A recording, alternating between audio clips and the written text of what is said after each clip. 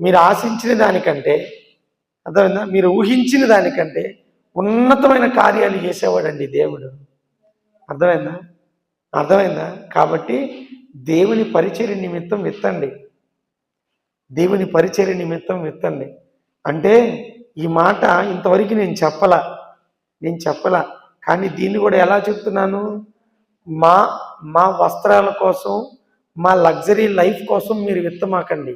అలా ఎవరైతే విత్తండి అని చెప్తున్నారో అదంతా కరెక్ట్ కాదు. కానీ దేవుని సువార్త వెదజల్లటానికి, దేవుని సువార్తను బట్టి అనేకులు రక్షించబడడానికి, దేవుని రాజ్యములో చేర్చబడడానికి నీ యొక్క ధనము అనేది నువ్వు విత్తినట్లయితే ఆ ధనము, నేను చెప్తున్నాను, ఆకాశము యొక్క ద్వారములు తెరిచి దేవుడు పట్టజాలనంత విస్తారముగా ఆయన కొమ్మరిస్తాడంట ఆశీర్వాదం.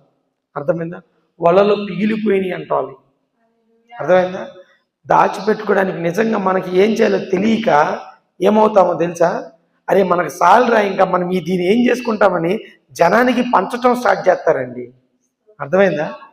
మీరు ఆశీర్వదించబడ్డారనుకోండి, దేవుడు అంటే నేను ఆశీర్వదించబడింది చాలు అనుకోవడం కాదు, నేను ఆశీర్వదించబడి అనేకులకి ఆశీర్వాదకరంగా ఉండాలి అనుకునేవాడు దేవునికి విత్తుతాడు.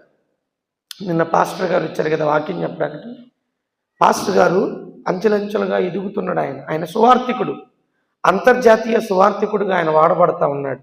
అనేకులకి ఆయన ఏం చేస్తున్నాడంటే, దేవుని యొక్క పని చేసేటటువంటి వారందరికి కూడా ఆయన ఏం చేస్తున్నాడంటే, తన వంతు, తనకు వచ్చేటటువంటి రాబడిలో తన వంతు నమ్మకముగా దేవుని సువార్త విషయం ఏం చేస్తున్నాడు దశ విత్తుతున్నాడు పిల్లల.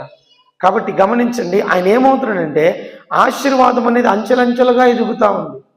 ఆయన ఈ ప్రాంతానికి వచ్చినప్పుడు నాకు ఇక్కడ పని దొరికిద్దని అనుకున్నాడు. ఏమీ లేదు, ఇక్కడ పని దొరికిద్దా అనుకున్నాడు. కానీ ఆయన అన్నాడు, ఈ సంవత్సరం అట ఆయనకి దాదాపుగా 10 కోట్ల రూపాయల దాకా పని దొరికిందంట. ఎన్ని కోట్లు? 10 కోట్ల పైన. అర్థమైందా?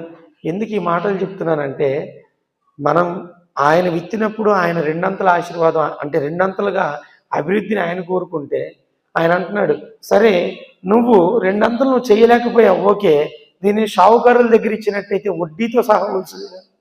అర్థమైందా? వడ్డీతో సహా వసూలు చేసేవాడిని కానీ అంటున్నాడు. అంటే ఏంటి? దేవుడు నీకు ఇచ్చిన దాంట్లో ఆయన కోరుతున్నాడు వృద్ధిని. నువ్వు ఇచ్చే దాంట్లో దేవుడు ఇవ్వకుండా ఉన్నాడంటారా? ఉండడు. ఆయన అన్యాయస్తుడు కాదు, ఆయన నమ్మదగిన వాడు, నీతిమంతుడు.